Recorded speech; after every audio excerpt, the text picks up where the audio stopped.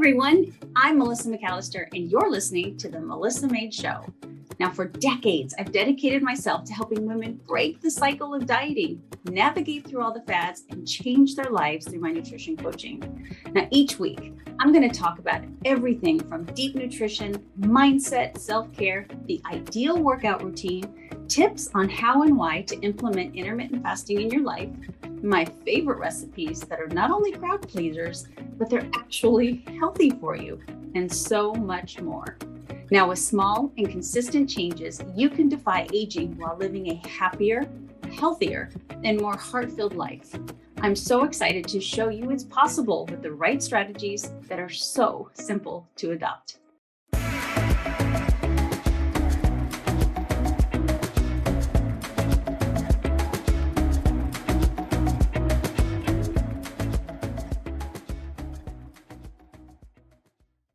Hello, everybody, and welcome to the Melissa Made podcast. So today I have a guest on that when it comes to the questions that I get, especially through social media on the daily, I think this guest is going to be one of your favorites because she's going to answer a lot of the questions that you ask me. And so she is an expert in the field of just living a truly healthy lifestyle, more so in specific areas than I am. So I'm really curious to dig into her brain.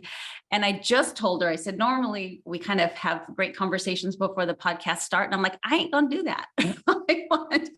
I kind of literally want her and I just to sit down with a cup of coffee or a cup of tea and, or with her, I think it's sparkling water, and just chat. And I just want to pick her brain. Like I'm getting introduced to her for the first time and I get to ask her questions literally for myself that I would want for myself and my family. And I know you guys are going to be like, that's the question I would ask her too. Oh, I want to know about that as well. So prepared to have to take notes. And at the very end, as always, I will tell you how to find her because I think you're going to really, really love what she puts out there on her social media because it's very valuable information. But let me give her an introduction first. We're talking to, what a beautiful name it is, to Miss Courtney Swan.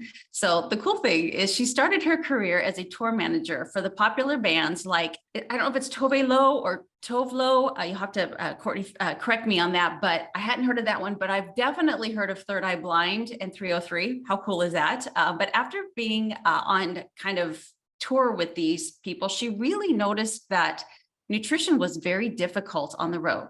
Can we get an amen? Especially with summer coming, it's like, how do I stay healthy while I'm on the road?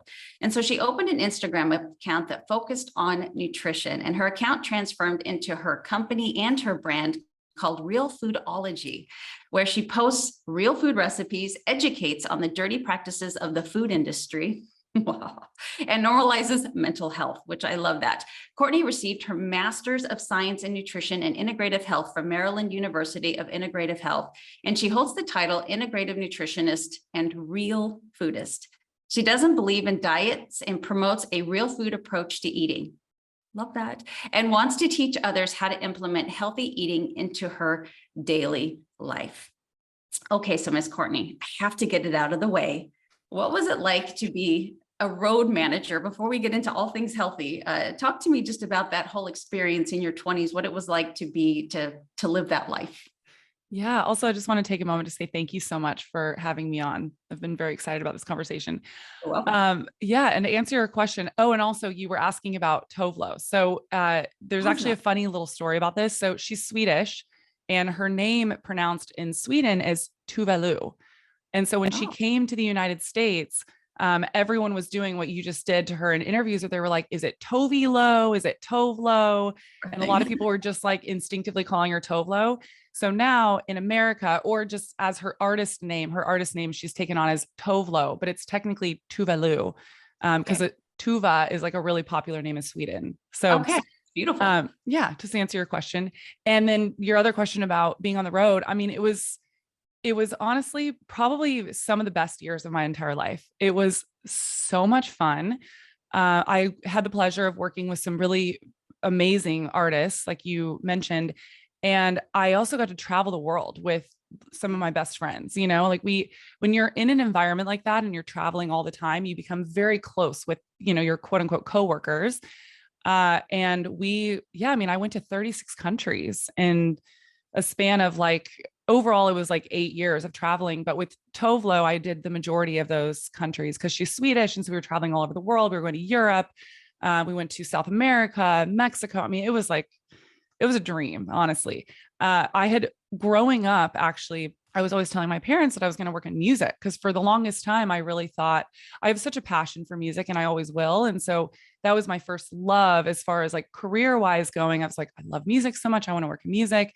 And then, as you mentioned, over the years, as I started really getting into that lifestyle and then also really getting into my health, I realized how hard it is to be healthy in this country. And ultimately, I got to a place where I was like, you know what? The traveling is having a really hard, it's really hard on your body. It's harder for me to be healthy. And I did it for 10 years. So I feel like I really got it out of my system. And then I got really excited about health and nutrition. And then, just went into the next phase of my life, which is Realfoodology. Yeah, which is so cool. So was there anything specifically that you can even today think about that when you were on the road that you were like, this is so hard, or this is so impossible, this doesn't need to be, or were there any things that while you were on that journey, which obviously took you into nutrition, that you kind of hacked or learned and you thought, everybody needs to know this? Oh, that's a good question. Well, first of all, I'll say, and this is, everyone knows this, but sleep is obviously imperative for your health. And that was the hardest thing about traveling like that is we were always on planes.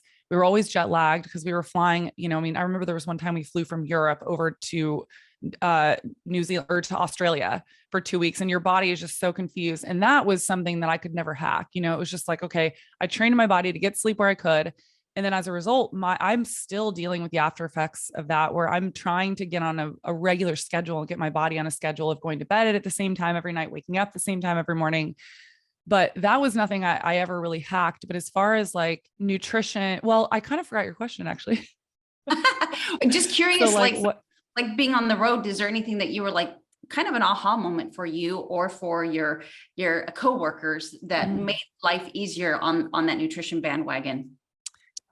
I don't know if there's anything I found that made it easier, but something that I'm really passionate about that I really got a glimpse into was as I was traveling in these other countries, I started to realize how hard it is to be healthy in America and how we really don't put an emphasis or a focus from a societal lens and from a regulation lens, like from our government, that we really don't take care of our population and guide them on how to eat healthy. When, for example, so Tove is Swedish, so we spent a lot of time in Sweden, and then I also spent a lot of time with Swedish people, and hearing about the way that their government really protects them as far as like the majority of the food that we eat in America is not even allowed to be sold in Sweden because we have so many ingredients like artificial flavorings, artificial colors, etc. These ingredients are banned in other countries. They're banned in the UK, they're banned in Sweden. I mean, the list goes on. And that was really eye-opening for me, where I realized that we don't eat healthy in this country. And I knew that, but it's on such a different level than I think many Americans really understand. Like, and also seeing the Swedes through their eyes, seeing America through their eyes was wild to me because they're just like, they're watching these commercials of like cheesy stuffed like crust pizza, all this. And they're just like, they would look at me and be like, how is this legal? How is this actually being sold in your country as food?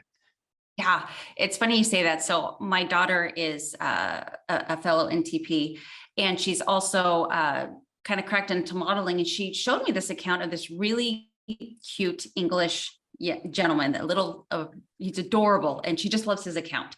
Anyway, he's a model as well, and he's from the UK, and he went to Target for the first time in the US, like a super Target. And he did this reel on going into Target and seeing, like he grabbed a bag or a box of cereal and was just blown away at number one, that it existed. Number two, how big it was, just to watch his eyes, the genuine reaction to walking through and seeing the size of what we have. And he couldn't believe how many different types of cereal there were and how many different types of soda. And so I totally understand that.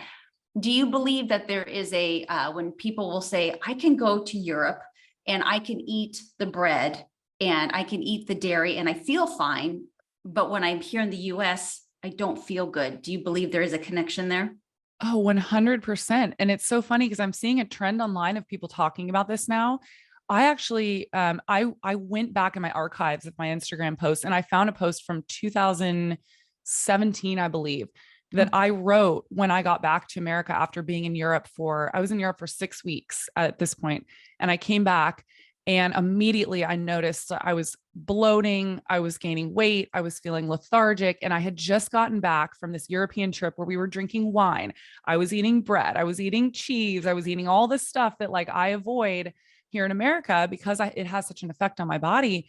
And yeah, it's a real thing. Like people are starting to really notice that. And a lot of it, there's a lot of different things happening there. One is the portion sizes, like you mentioned. There's also a widespread usage of pesticides here in America that they don't use as much in other countries. They're starting to. So I want to be very careful and say, but like glyphosate, for example, for the longest time was banned in so many of these countries, and they're starting to use it in other countries now, unfortunately. But that's a lot of the reason why people say that you can eat gluten in other countries and then you come to America and it affects you, because they're saying that it's not actually necessarily gluten. This is a hypothesis, but it's actually the glyphosate that's being sprayed on our crops. And so, yeah, I mean, it's a real thing that people are realizing. And another thing too, is what I mentioned earlier, where how a lot of these countries ban a lot of these food additives that we allow in our food in this country. So it's causing bloating, it's causing stomach upset, weight gain, inflammation, all this stuff. And then you go to other countries and they don't have all this stuff in their food, and you're just having a free for all, and then you feel great. It's a real thing. Yeah. Yeah. Courtney, this is such a loaded question, and you may not even be able to answer it. It just popped in my head. I love loaded questions. Let's go. Why do you think that we allow it here, but we don't allow it in other countries? Oh, I mean, it's money. I could talk about this all day. This is literally my favorite conversation to have. So there's a lot, it's multifaceted. There's a lot of things happening, but a lot of it comes down to corporate interest. We have 11 major corporations that own our entire food system. For everyone listening, you can Google this and you can look up, there's a little graph that's been circulating online that shows you that there's 11 different corporations that own the entirety of our food system. So there's corporate vested interest. There's lobbying happening in Washington. So there's politicians being paid off. And granted, like, I'm not trying to vilify all of them. I think a lot of people are trying to do their best, but there's also a lot of money being flown around and narratives being spun and justifying taking the money, essentially. Like I heard on a podcast recently, someone saying that these politicians or these large corporations are, they're justifying it in their mind by saying, well, Americans have choice. But I think there's this illusion of choice, right? Because we're also creating and spinning this confusion that if it's on the shelf, it must be okay and safe and healthy to eat. People think that it's vetted for, and that's another huge one too. And then they forget that there are massive advertising budgets behind these foods. Like you look at the Super Bowl. I mean, all you have to do is watch the Super Bowl and look at all these crazy food commercials, from these food companies, and think, wow, okay, they're really spinning a certain narrative. And we're telling people like, oh, you have the choice to eat this or not. But then we're confusing them by also saying like, well, this is really healthy for you. And then you look at the back and it's just all processed ingredients, highly inflammatory oils, loads of sugar. So there's a lot of stuff happening right now. And unfortunately, we're allowing these companies to really take control over our health and over the policies. We have these politicians that really they're not educated in nutrition at all. And they're creating all these policies that are allowing the foods on the shelf and allowing them to be sold in stores. Or that's the same thing, but yeah. Yeah, no, I totally agree with you. And I feel like not only do you have kind of the government not necessarily having your very best interests at heart, but there's also, there's a lot of noise on social media as well. You will get people, like you said, that don't really have any kind of, education in nutrition, because I think my biggest battle is, and I always use the term, it's okay to eat the cookie or eat the cookie, or, the whole restrictive mindset thing that people, shouldn't restrict.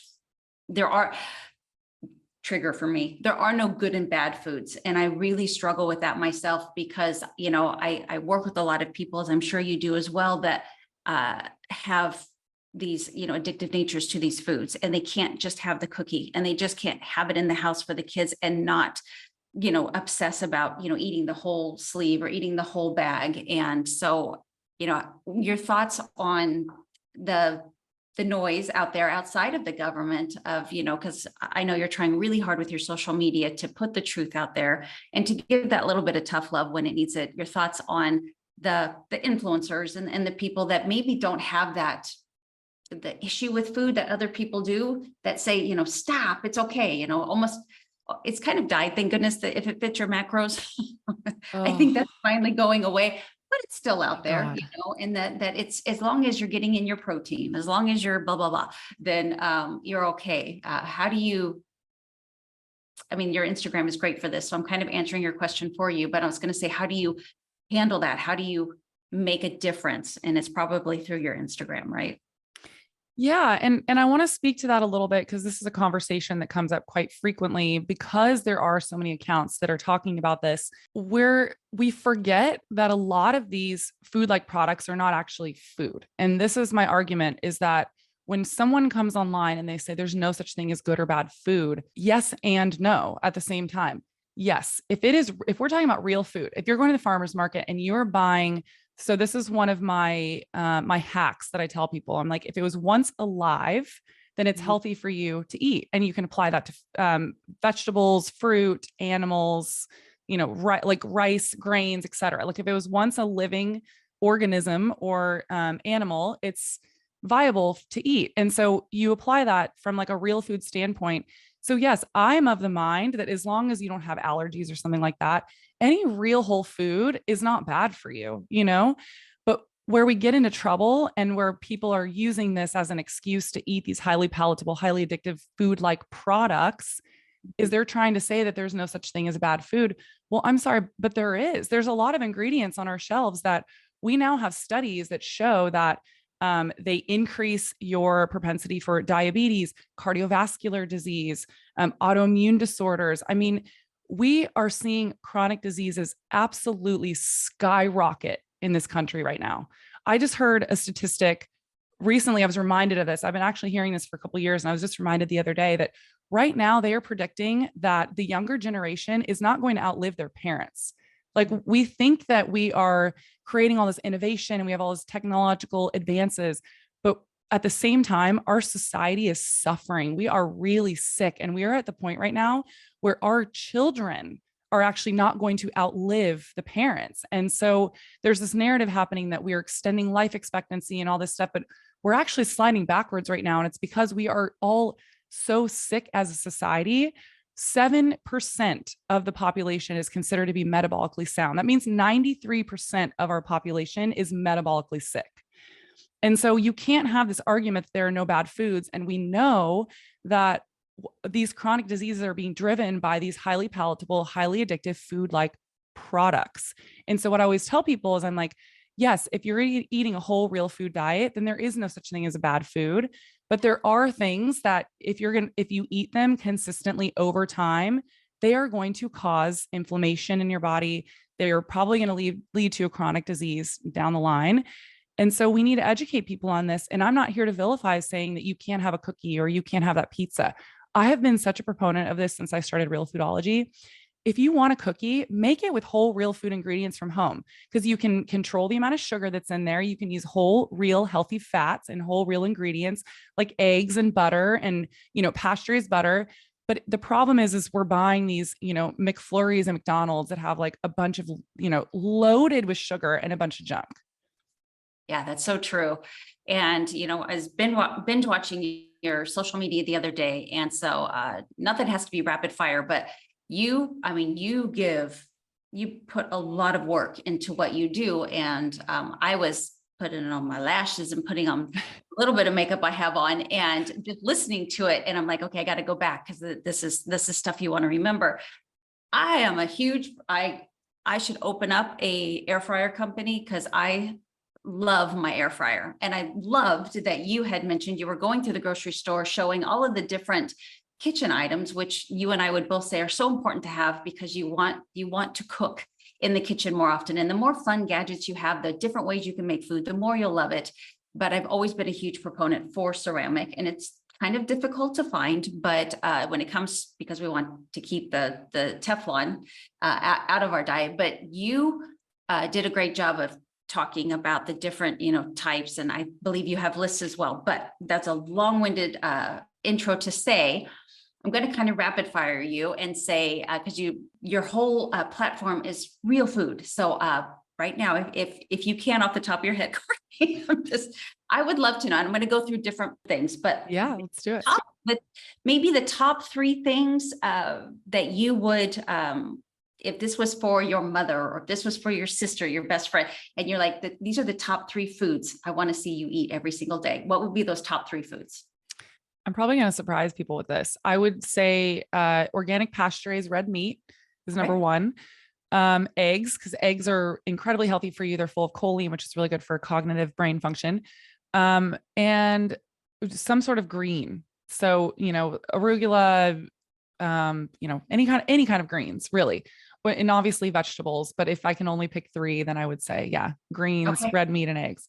Yes, which is probably why. I mean, you keep saying in your 20s, back in your 20s, and I'm like, look, 20. So okay, so now the three foods that you would be like, Mom, I want you to keep these out of your diet as much as possible.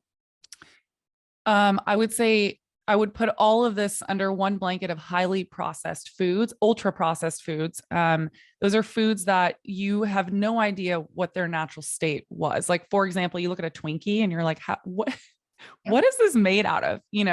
Versus like a piece of bread or like cracker, like very basic crackers, you can kind of tell it's made out of seeds and whatever. So ultra processed foods would be, that would be the number one. But if we want to break down ingredients, so I'll break down ingredients. Seed oils. So like canola oil. Canola oil is so highly inflammatory and it's in everything now. Also, we're seeing sunflower oil pop up in everything, and that's under the blanket of seed oils. So I'd say definitely avoid those. Refined sugar is a big one. So white sugars, cane juice, crystals, cane sugar. There's you can Google. I would just encourage people to Google, like, what are the hidden names that sugar is under? And there's like 35 names for it. Yeah. So refined sugar. And then the last one, let's see, I did the seed oils, the sugars. Well, and then I would just still say the ultra processed foods. Yeah. Yeah, absolutely.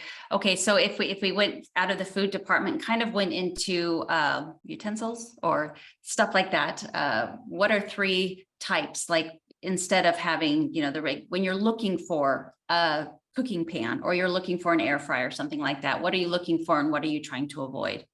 Okay, you absolutely want to avoid nonstick. Do not get anything coated, anything nonstick. That means that it's Teflon. It has PFAs in it, which are called forever chemicals. And they're called forever chemicals because once they are in the environment, they do not break down and degrade. And they are having detrimental effects on our health, cancer, autoimmune disorders, endocrine disrupting. They think that it's also one of the leading causes of infertility that we're facing right now. So I could go on. So nonstick is a absolute no-no. In replace of that, you want to look for pots and pans, either ceramic or stainless steel, or cast iron is also really good. And there's a lot of great companies now that are making really good non-toxic pans and pots and all that. So that one. And then I would say, so air fryers, same thing. You do not want Teflon coated nonstick. And I'm sorry, but I would say 98% of the air fryers on the market are those. So you can actually Google or just go on Amazon and type in glass air fryer. I'm trying to remember the name of it. I think it's called NutriChef, but I'm not entirely, but I think it's NutriChef. So you want a glass one, or I know there is a stainless steel one too. So I would definitely, do that. I love that. And it's a lot of questions I'm getting lately from my followers is, I heard that that Teflon improved and it's safe now. And I'm like, okay, no. Yeah, right. There might be a couple of chemicals that they took out because now they're saying that it can be cooked. It's safe at lower temperatures. And you guys, even if it's quote unquote safe at lower temperatures, there's just better options for you. So even if it's safer, there's just better. And I 100% agree with you with the ceramic, the stainless steel, the cast iron.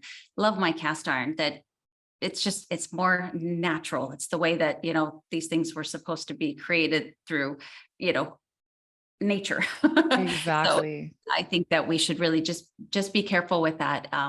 And moving on to because literally, you guys, you have to just go to her account. She covers, I watched her cover baby products, and I just like, oh, so many loving mothers need to hear this. But what about like skincare and, makeup and stuff like that? The point of this podcast, you guys, is not to be like, oh my gosh, there's just so many things. And I have to, because I'm going to, maybe after you go over those, Courtney, you can kind of go into where do you start? Because you're like, wow, there's just so many things out to get me.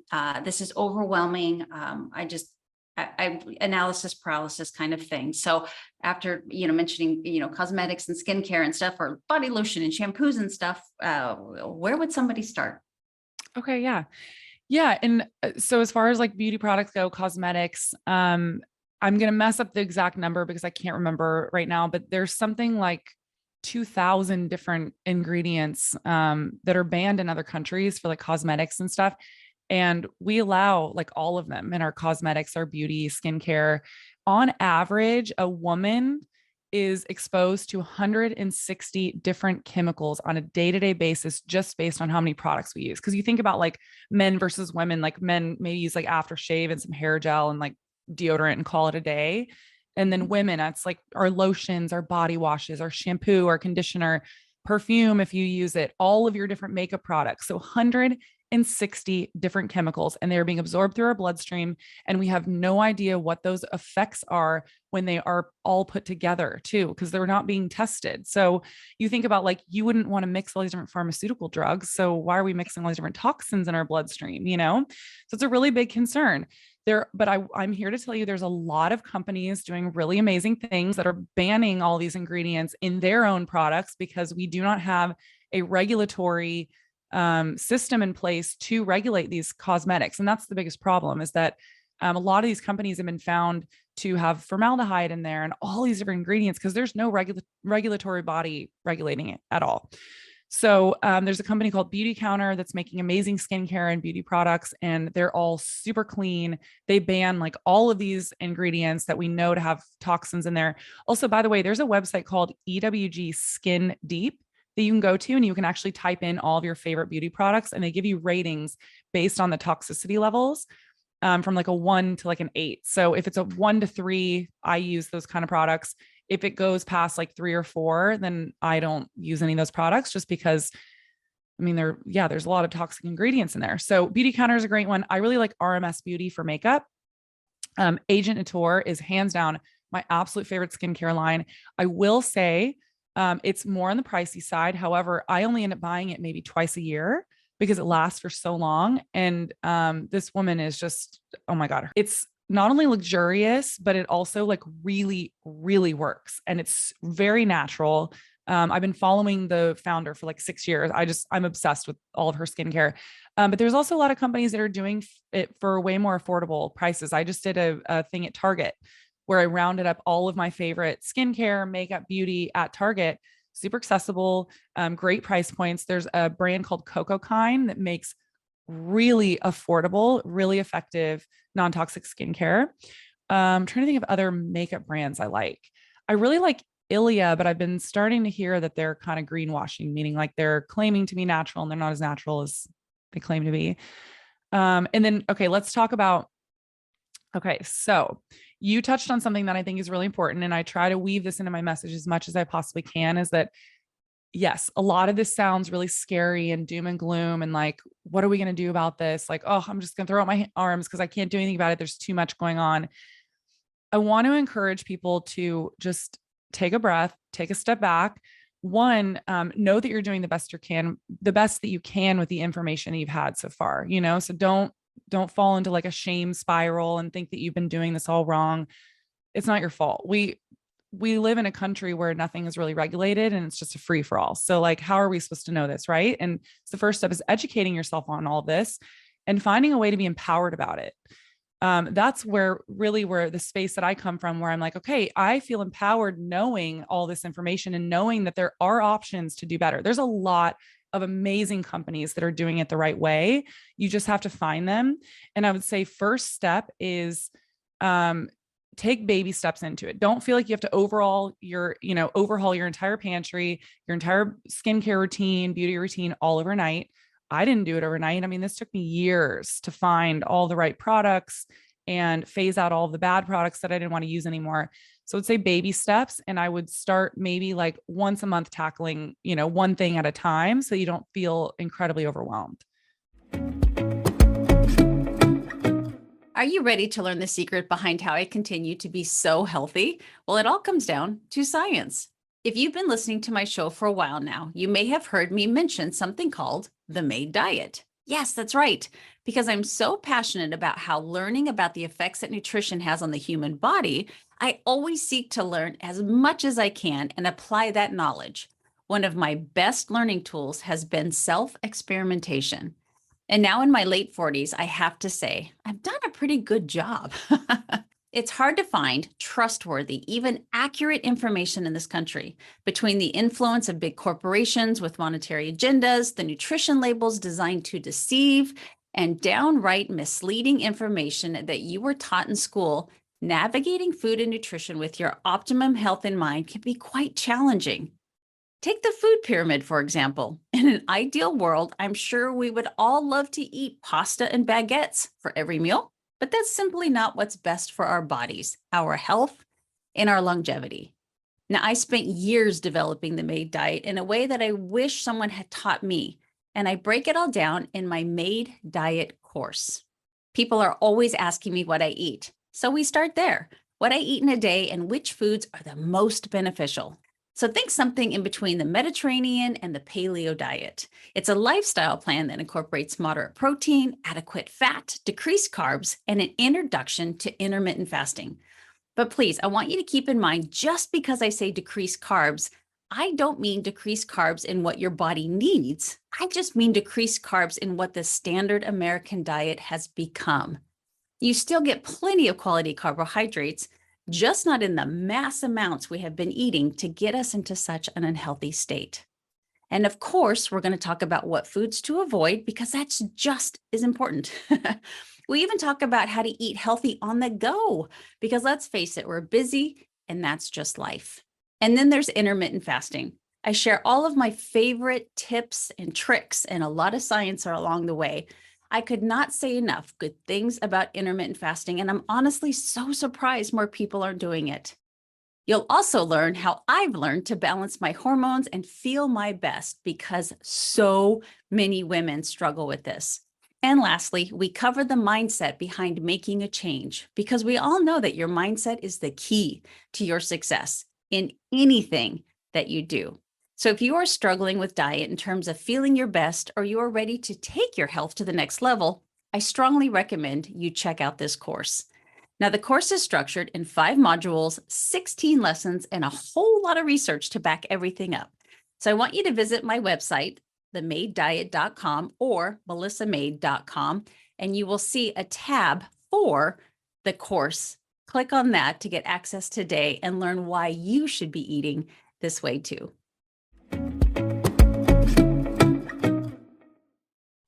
Love that. So you being an integrative nutritionist and me hearing you talking about, all the toxins that we are exposed to, let me ask you your thoughts on, again, because this is just something you hear and you hear 2 sides of the coin, and I just would love your opinion on it. Detoxifying. So say, for instance, you haven't really put a lot of care yet, and you're just learning to change, what you put on your body, what you put in your body, where you live, the EMFs that you're exposed to, all of that stuff. And you're like, what, I really want to change. But you've probably for many years had toxins just thrown at you. Do you believe that the liver, with the way things are today versus the way they were way back in the day when the liver was really good at detoxifying us, that it's getting overwhelmed, that it's getting clogged, that it doesn't run optimally? Or are you still in the mindset that that liver is a very powerful organ, which it is, and it can do it? It's holding up, kind of a thought. Where are you on the liver process and detoxification? Yeah, I mean, I would say I'm very much in the middle on this because first of all, I want to say our bodies are so amazing and so incredibly resilient. However, we are being infiltrated by so many toxins on so many different levels every single day. Like I said, it's in our beauty products, it's in our skincare, it's also in our cleaning products that we're spraying. So we're also inhaling it in our lungs. And then not to mention pollution. I live in LA. The pollution here is insane. On top of that, we have issues with our tap water and pesticides in our food. So, and look, again, I don't list all this to scare you, just to inform you that unfortunately we are at a place right now where we are just being infiltrated from every direction possible, right? So we do need to have some things in place in order to support the detoxification pathways, because there is a threshold. There's always a threshold with everything in life, right? Like water can kill you, like if you have too much water, And so I'm just saying that like there is a point where our liver's like, oh my God, I was designed to do this, but like I wasn't designed to do this at such a level, right? So I would say if you're in the beginning process of this, sweat as much as you possibly can. If you can go to a sauna almost every day. Also, if you don't have access to a sauna, just do a really hot Epsom salt bath. Put a ton of Epsom salts, really hot water, to obviously not scalding, but to the point where if you sit in there for like 15, 20 minutes, you're going to sweat. So you want to prioritize sweating because that's going to help get out a lot of these toxins.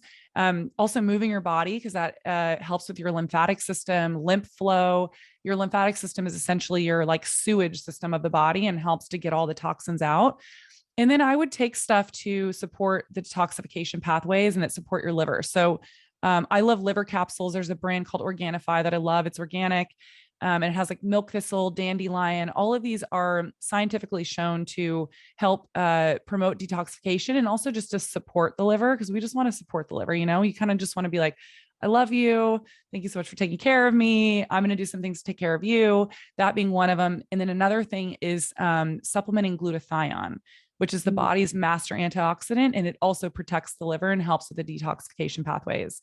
I loved that question, by the way. I'm so glad that you asked that, because I think right, like you're in this world of detoxification, and it can kind of go into like diet culture and all this stuff. And I remember in the past, a lot of people would be like, let's not talk about detoxification because your body already does it. And this can be like diet mentality and not good for us. And I don't fully subscribe to that. Like I just said, I think that there's ways we can support the body while also being like, our body's resilient. It's amazing. Just find ways to support it.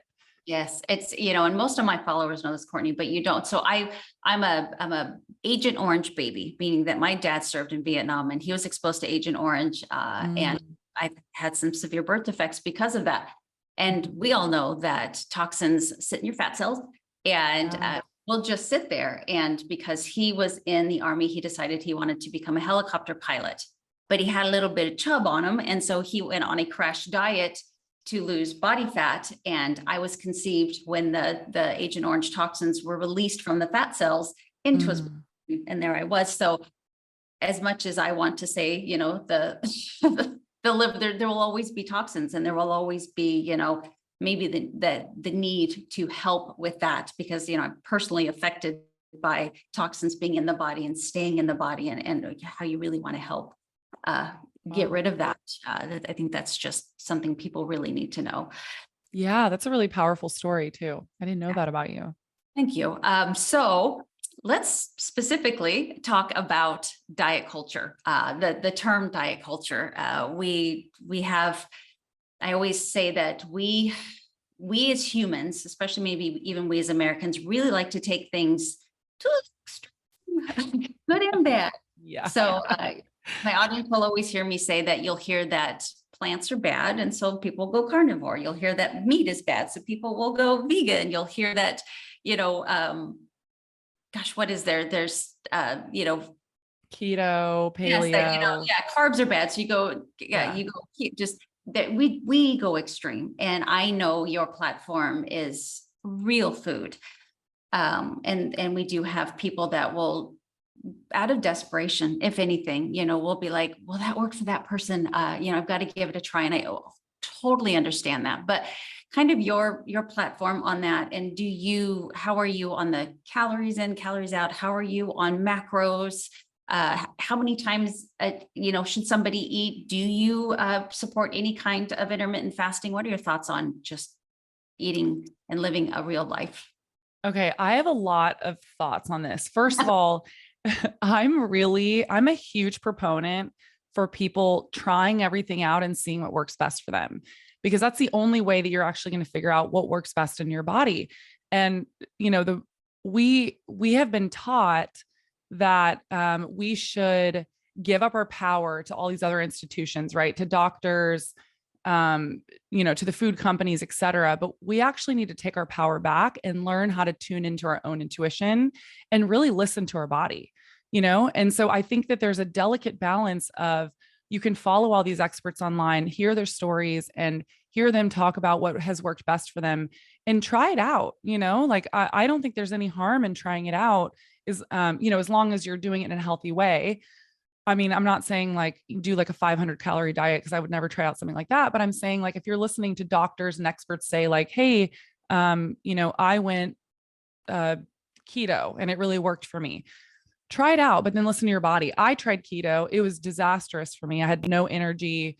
I was bloated all the time. Like, it was not good for me, but it was good for me to try it out, because as I tested out all these different diets, it really helped me to kind of find my groove and figure out what really worked best for me, because I was tuning into my body.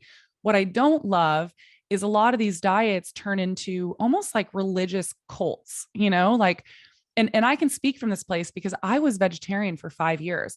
And the whole time, the beginning, I will say I felt really good.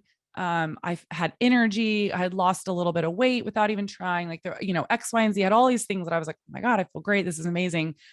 Well, I would say around like year 3, I was so starving all the time. I could not get satisfied to save my life. I was eating so much all the time. I was so lethargic and fatigued. I had gained a bunch of weight, but I was not listening to my body, because I was listening to all these experts say like, this is the healthiest way to eat. Like, this is the only way to eat. You need to be vegetarian in order to be healthy. And I was listening to all these other people and giving away my power and not like tuning into myself, being like, okay, whoa, wait a second. You're lethargic. You have insane cystic acne all over your face that you've never had in your entire life, that started after going vegetarian. So that's the only thing I'll say, is that don't ever allow yourself to be swept up into this, almost like cult-like mindset where, because, everyone around me and all the experts I was listening to were saying, oh, you're just not vegetarian enough. You're just not vegan enough. You're just not doing it right. No, it was actually just not good for my body. And also too, I think people forget, let's just say like, I'm nursing. Okay. Like, I just had a baby and I'm nursing, and I'm watching some like 30-year-old nutrition expert talk about her diet and how it gives her so much energy and X, Y, and Z. Well, she's in a totally different place in life than I am. And that's another thing that we really need to note, is that there's not one diet that fits every single person for every single phase of their life. It changes.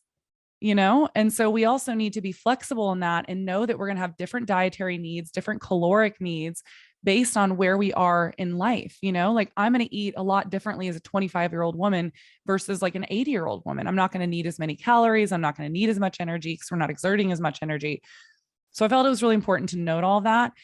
Where I have really landed and found my sweet spot after trying all these different diets is that I just take a whole real food approach. Like I said earlier, if it was once alive, and I don't have an allergy to it, like I'm allergic to gluten and to wheat, so I don't eat gluten. But outside of that, everything is on the table for me. From a whole real food perspective, I try my hardest to eat organic whenever I can, because I want to limit my exposure to all these toxins that we've been talking about, like pesticides. And then as far as like calories in, calories out, there's kind of a dance of that. Like you need to be mindful to a certain extent of just how much food you're putting in your body on a day-to-day basis, because there is a point where if you're not moving and exercising and converting that to ATP, this is just biology. Your body is going to convert all that excess calories, are just energy. And your body is going to convert the excess energy into fat to store it for later, so that you can use it on a different day. Because you think about our ancestors, they were sometimes only getting food, every 3 days. And so their body would store all the rest of that so that they had energy until their next meal. Well, now we're at a place where you stop at a gas station and there's food. Like, there's food everywhere. So we're not in famine anymore, but our body is still acting like we need to save it for famine. So you do need to be mindful of the amount of food that you're eating to a certain extent, but calories are not I don't focus on calories. Does that make sense? Like, I'm not like, oh, this has, 150 calories and I don't try to stay in any sort of like calorie number on a day-to-day basis, because we know more than anything that it's quality over quantity.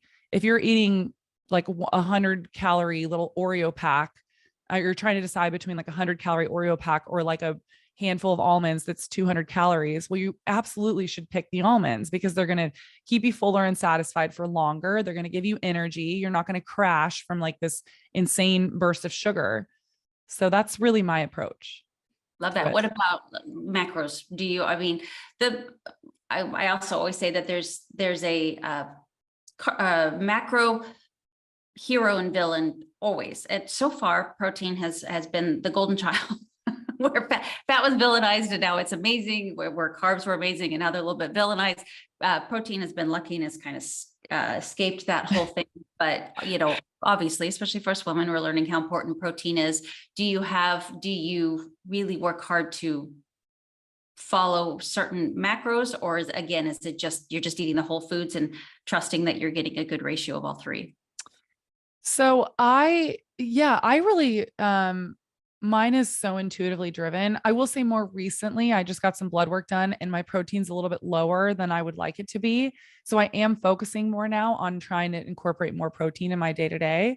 But for the most part, I don't really worry about that. I'm very intuitively led. And as a woman, especially because I'm so tuned to my body and because we have different needs based on different points in our cycle, even like every month it changes. I really try to allow myself to be led by that. Like, for example, I always know my period's coming because like a week and a half before my period starts, I am so insatiable. I'm eating nonstop all day. And it's so funny because every time that point comes, I have a day where I'm like, what is happening? And then I'm like, oh my God, of course. It's like, I like forget that I have a period. It's so silly. And then right after I end my period, it's kind of, I'm like, oh, like I'm satisfied a lot quicker. I don't need as many calories. And that's literally your body being like, we're doing things, we're ramping up to do, to start your period. So you need more calories in order to fuel that. So I'm more so, I just tap into my body, but I'm trying to be more mindful of like the protein. I try to eat a good amount of healthy fat because I know that it's going to keep me satisfied for longer throughout the day. And I'm more mindful of my carbohydrate intake. And especially when I'm eating carbohydrates, I always make sure to pair it with a good healthy fat, like butter, salmon, olive oil, avocado. Making me hungry. But it's funny that you say that, Courtney, because I've been that way. I think slipping into perimenopause at 49, and gosh, that's so crazy to say, 35 years that I did have, and I still do. It's still there, still hanging on there. But the point is the day before, I mean, mine has always been a little wonky to the fact that I never know the day except for I am ravenous the day before. And I've learned over the years to understand that nothing will satisfy that, because I used to try, I'm like, I just want to feel satisfied. And I ate and I ate and I ate. And then I finally realized there is no point that day of me actually eating enough food to go, okay, I feel better. And maybe you can touch on this as well, where I really stress the importance for women to kind of keep track of, like a food, mood, and poop journal, to really understand, how, because you talk about intuitive eating, which I think is so powerful for people. And it starts with tracking and going, gosh, I'm having a bad day today and I'm really wanting to tap into the pantry, or today's a great day. I was really busy and I realized that, I was only hungry 2 or 3 times in the day. Do you speak on that intuitive eating a lot? And are there any steps that you could give people to, because it's very hard when the hormones might be out of whack, or you might have some bad habits, or even your surroundings keep you from being intuitive, but to help people that want to be more that way and less feeling like they have to count the calories and keep meticulous and weigh their food and all that stuff, how to kind of get started in that.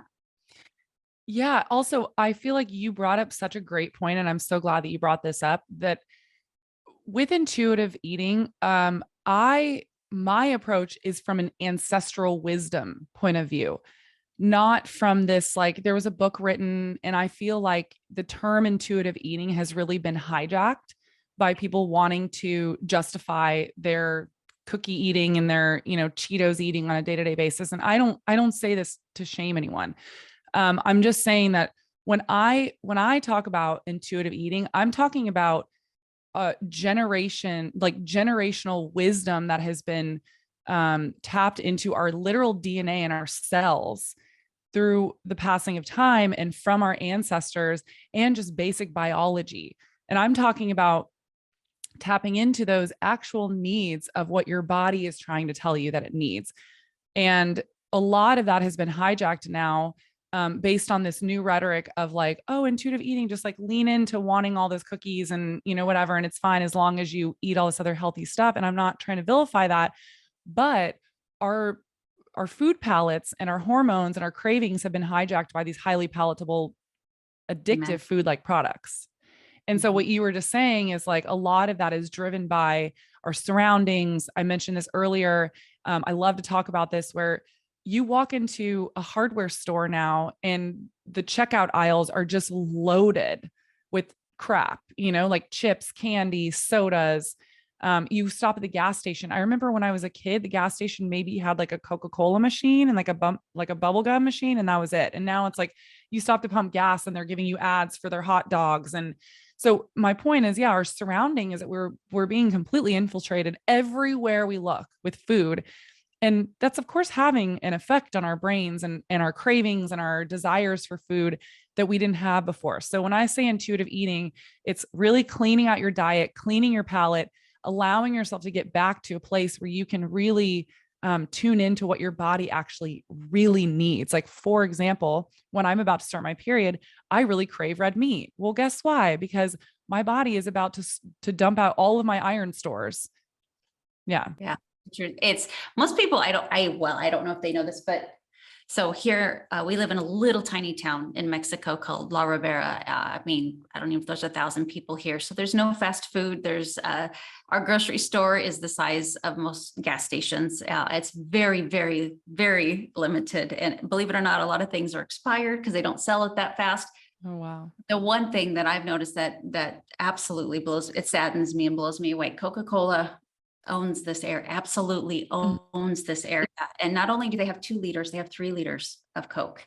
And so there's these, huge 3 liters of Coke. And when I see a lot of the locals walking around, they always have a bottle of Coca-Cola. And I know that it's, it's very rampant here. It's cheap.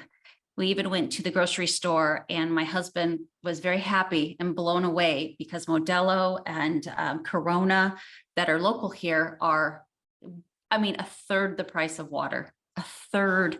So, I'm always like, I was always like, they love their beer, but they're also saving money, and beer is way cheaper. And so is Coca-Cola than the water. So it's just kind of mind blowing to hear you say that. It's the environment sometimes is very, very difficult because, they make it difficult for you. So it's not just the United States. And this is just a little tiny town, but it's impossible to find a variety of beverages. It is wall to wall Coca-Cola products. Let me ask you, because you're talking about, kind of living ancestrally, which is my belief as well. What do you think of like, our circadian rhythm and, how we've learned that we've got circadian clocks, different clocks, not only for women, but just in general for, hormone release and stuff like that. Do you follow any kind of circadian rhythm with your eating or your sleeping or your activity? Yeah. Oh, I love this question. This is a really great question because this is something I've been tackling. I mentioned at the beginning of the podcast that I've really been struggling with my sleep. And one of the things that I have started doing that has helped me immensely, more than anything else I've ever tried, is being aware of the light changes throughout the day as far as like how it affects your hormones. So if anyone listening is aware of Huberman and his work, a lot of what he talks about is first thing in the morning when you wake up, before you even have your coffee, just walk outside and just get a little bit of sunlight in your eyes. Because what that does is it signals to your body, it signals to your hormones that it's daylight, that you're waking up, and it signals your body to release cortisol. And we always hear cortisol as being vilified, right? Like it's a stress hormone and, it puts the tire around your waist and et cetera, and which is all true. However, cortisol actually has a a really great effect on the body. And what's the word I'm looking for? I'm blanking on this right now. But anyways, it has something that it's supposed to do. The reason why we have cortisol is it wakes you up in the morning.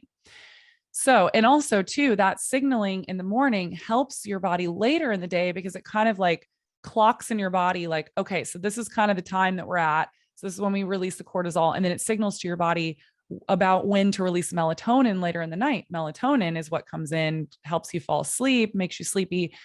And then at night, what I do is I have stopped turning on my overhead lights. So once the sun goes down, I turn off all my overhead lights, and I have amber lights around my entire apartment, which is like, a lot of people do red light. Red feels too aggressive for me.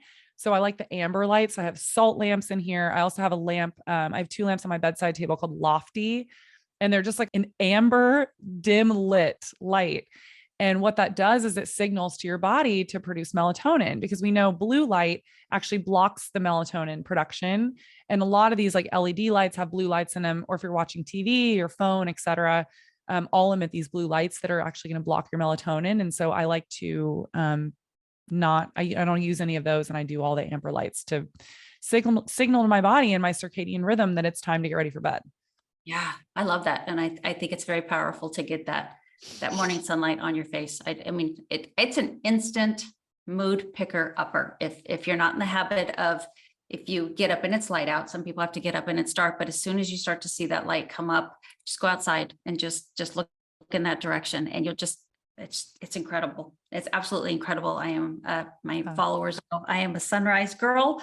I get up every morning and I watch the sunrise, and I just feel that sun hit my face, and I can just feel the energy turn on. It's absolutely free, and it's mind blowing how powerful it is.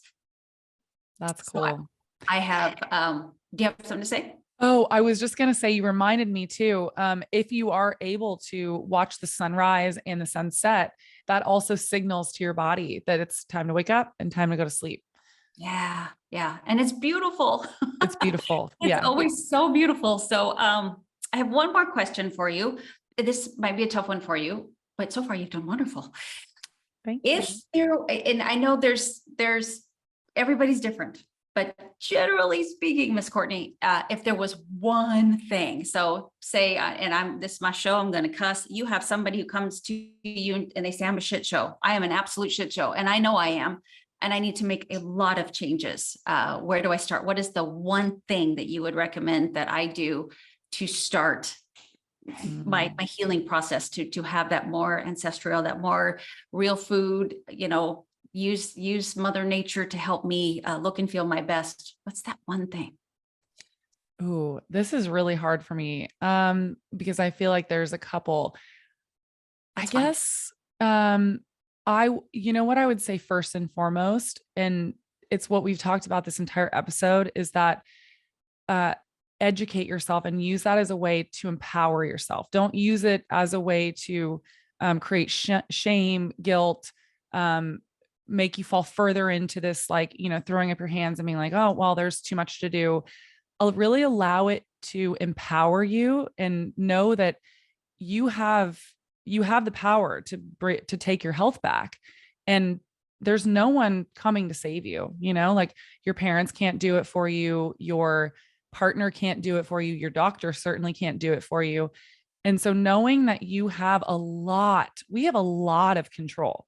There's a lot of things that we can't control, but we have a lot that we can control. And so using that as fuel to empower you. And I would also say, figure out what your why is, because that's really what's going to help you hold on to this and help you move forward in making those changes. Like, is it because you want to have energy to spend time with your kids? Is it because you want to be on this planet for a long time? Do you want to feel good in your body? Whatever it is, hold on to your why. And then I would say, lastly, focus on what you can eat. Focus more on all of the amazing things that there are available to you.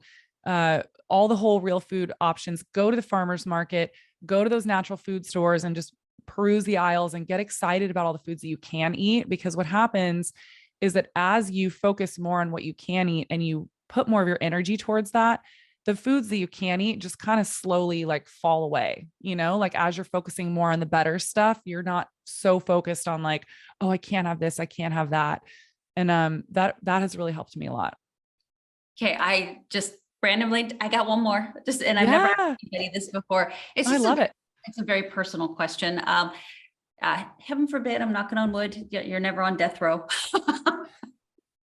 It's a terrible thought, but if you were and you only had one meal left, or what is your, I guess it could even just be your favorite meal. What would you sit down that you would look forward to all day to have? What's your favorite food? Yeah. Okay. So this is probably going to shock people.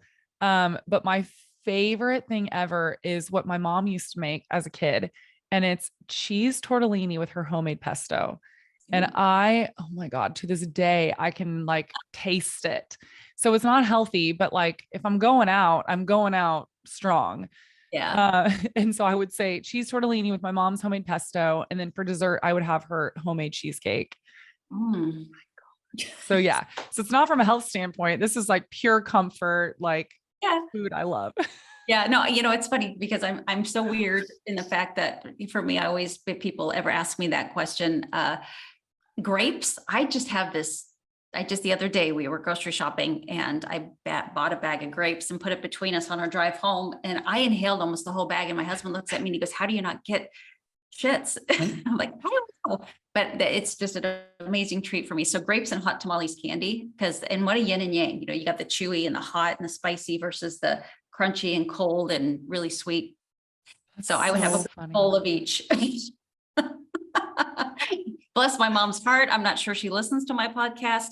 She was a very interesting cook. So I've learned to cook for myself. My husband always asks me that. He's like, because he loves my cooking. He says, "Where did you learn this?" And I'm like, just trial and error. So I don't want you guys to ever have the excuse of, I never learned how to cook, or, my parents were terrible cooks. So I can't do it. Get that out of your head. You just, it's a science experiment. Play with it, enjoy it, make it fun. And I think that you could find lots of ways, especially with what you've learned today. And I really encourage you, which I will close out this podcast. And I'm going to have Courtney say where we could find her. But she gives such valuable information that you can put little notes on your phone. So when you do decide to go shopping for anything, you have, you've got just this beautiful little voice in your head and a list of things of what to look for and how to just be better, not to be perfect, but just to be better. So Courtney, if you'll share with everybody all the places they could find you. And even if, I don't know if you take on clients and people would like to work with you, where they would go. Thank you so much for having me. This has been a really fun conversation. Yeah. So if you are looking to find me, I'm actually Realfoodology across the board. So Realfoodology on Instagram. We put my podcast videos up on YouTube. I also have a podcast, which is on Spotify, Apple, all of the major podcast platforms. Realfoodology is the name of the podcast. And yeah, that's about it.